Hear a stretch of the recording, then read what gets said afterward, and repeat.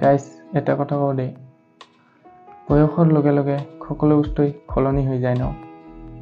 যেনে মই আগতে বহু জেদ ধৰিছিলোঁ, কিন্তু এতিয়া ধৈৰ্য। সমাজে কি ক'ব সেয়া ভাবিতো একো লাভ নাই, কাৰণ সমাজে বেকাৰ মানুহক ঠাট্টা কৰিব আৰু সফল মানুহক হিংসা কৰিব। গতিকে ইয়া ভাবি একো লাভ নাই।